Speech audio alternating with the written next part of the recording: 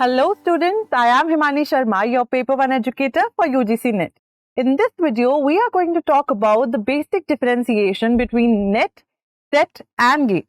We all know that these are three different kinds of competitive examinations held in India, but how many of us do know the differentiation or the similarities that these examinations have, right? So jumping into this video, let's just see. First of all, I will be comparing NET with SET and then NET with GATE, right? So the full form of NET is National Eligibility Test and the full form of SET is State Eligibility Test. Both of these examinations are held for the post of an assistant professor. So if a person who qualifies any of these competitive examinations, NET or SET, can be an assistant professor.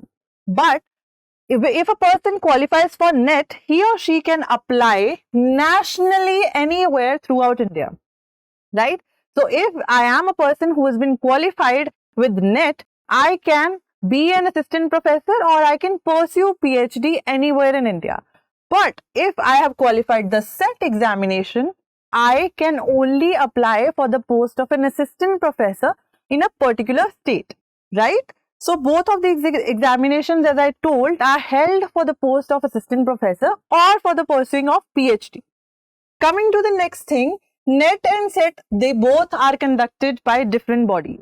So NET examination is conducted by national level bodies, which is NTA.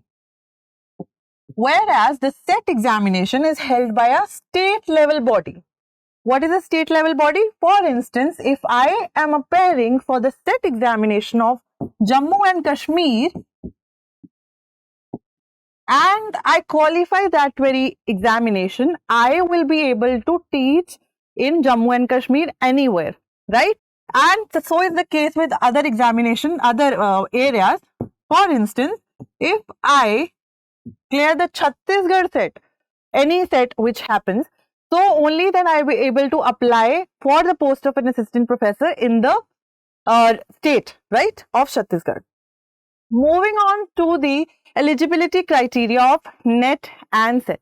The eligibility criteria has many similarities. Let's just see.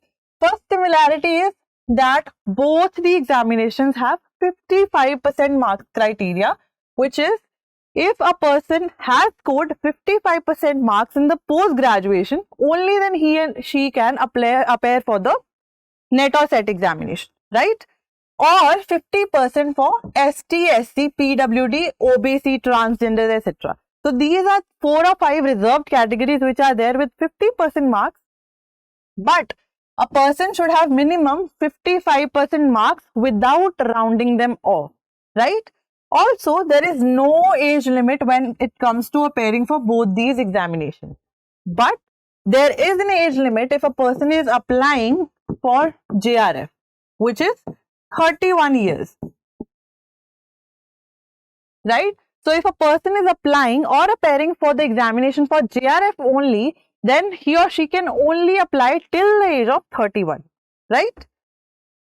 Next is the examination pattern. We all appear for exams, right? We all know sometimes the examination pattern is MCQs and sometimes it is subjective. But what kind of examination pattern does UGC NET or SET have, right? So UGC NET it comprises of 2 papers. So is the case with SET, right? So paper 1 is the general paper, which is teaching and research aptitude. Paper 2, whereas, is subject specific. So for instance, if I am a major in English literature, I will be appearing for paper 2 English. But paper 1's syllabus, mind you, the syllabus will be same, the question paper won't be same for different subjects, right? So paper 1 is general, that is teaching and research aptitude for both the examinations, and second paper is subjective, that is subject specific, right? Not subjective, it is subject specific, but it is objective in nature, which is MCQ type, right? So paper 1 carries 100 marks, so is the case here. 50 questions will be there for 100 marks, and for paper 2, 100 questions will be there for 200 marks. So totality of the question paper, the marks totality is 300 marks for both the papers. Also, there is no negative marking. So, this is a really good perk for anyone who's appearing there for a competitive examination per se, that there is no marking. So, no negative marking, right? Moving on to the next slide, we have the key criteria for GATE versus NET, right? So, first of all, what is the exam eligibility? We have talked about the exam eligibility of NET and SET. What is the exam eligibility for a person appearing for GATE? First off, the eligibility is engineering graduates. But for some years now, GATE has been conducted for streams such as humanities as well. So, any English major, social science, etc.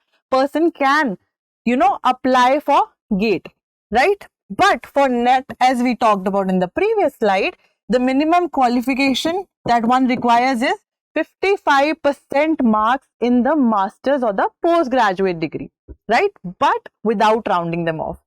Coming to the difficulty level of a paper such as GATE is hard. Now, why do I say that? There are three types of questions which are asked in GATE. Number one is MCQs, which is normal multiple questions, multiple choice questions. Then we have MSQs and then we have NATs, right?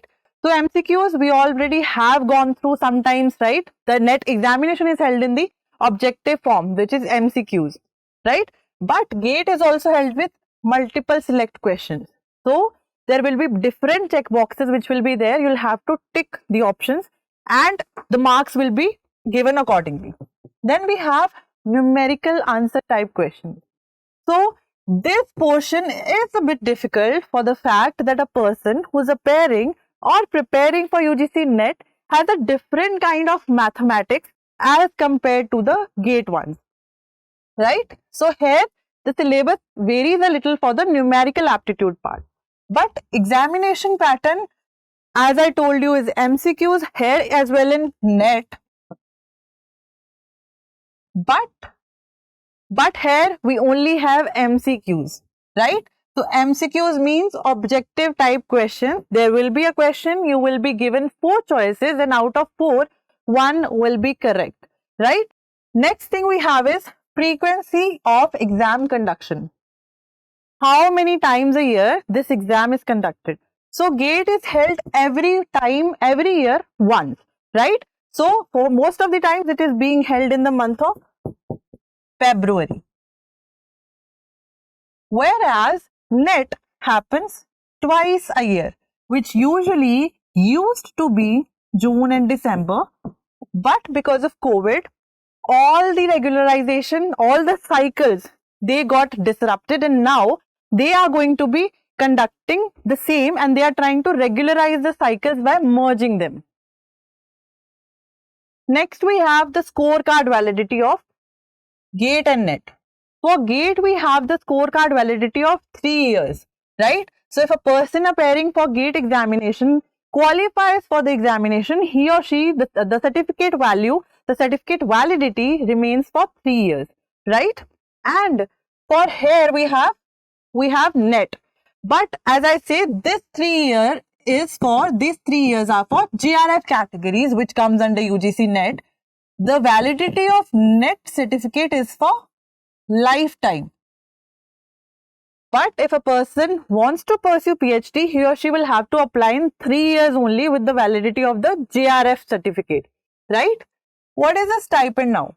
The stipend for GATE program varies on the course that a person is choosing, right? But for JRF, we don't have any stipend for NET, but for JRF, which comes under the ambit of UGC NET, the category we have is 31,000 stipend, and if a person becomes an SRF, it goes until 35,000, right? Now, what are the benefits of qualifying? We have talked about the examination pattern, we have talked about the eligibility criteria, the difficulty level, etc. But what are the various benefits of qualifying? The various benefits of qualifying for both the examinations are mostly that a person can pursue masters in the case of GATE, masters or PhD from an IIT, But for NET, they can pursue their career as a lecturer, or they can apply for PhD anywhere, right? They can enroll themselves anywhere, right? So the valid scorecard used for recruitment in PSUs, right? Public service undertakings, and for the admission of PhD. Now, as I told you, for humanities stream as well, GATE is conducting the examinations. So a person who qualifies GATE can pursue PhD from an IIT, right? There are various courses which are given here. So one can also go or apply for a job there, right? So here as I told you, that most of the times we know, as we all know, that the NET examination is held for PhD or for the post of an assistant professor, right? So you can enroll in PhD. And the same is the case with IITs, NITs and other organizations. So one and the same, the benefits for qualifying both the examinations are similar. Now, moving on to the stipend again, we didn't talk about the stipend of GATE in the previous slides, but in this slide, let's just look into it. So GATE qualified students, they are eligible for the stipend of 12,400 for a master's program, right? And if they want to pursue PhD, the stipend remains 25,000, which is increased to 28,000 after 2 years, right? But the UGC NET, if a person just qualifies NET, there is no stipend. But if a person qualifies for JRF, the stipend is 31 to 32,000, which is increased to 35,000 when a person who's applying, who's enrolled in the PhD, becomes an SRF.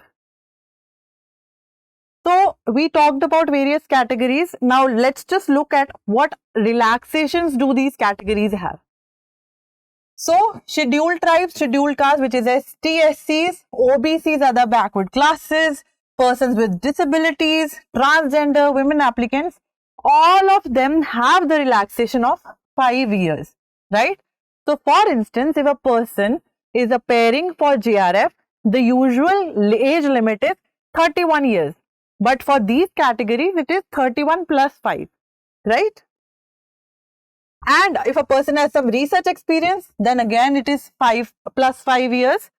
But in LLM degree, it is 3 years only. Coming to the armed force services, it again is plus 5 years. So 31 plus 5, right? So this is how the relaxation works. So the conclusion we have drawn through this video is NET, as we know, is for the post of an assistant professor or pursuing PhD throughout India, right? STET, on the other hand, is for the post of an assistant professor in a state-specific university or a college, right? GATE, on the other hand, is for masters or PhD from IITs, right? This does not mean that you cannot pursue PhD somewhere else. You can, right? So if a person qualifies any of these 3 examinations, obviously it is a very good thing for them because it adds on to their resume, right? And now I hope this video was clear to you and it made you all realize the 3 competitive examinations that we have, what are the basic differentiations and similarities between the 3. And if you still have any doubts, you can comment down below and I will reply for sure. Have a good day, students.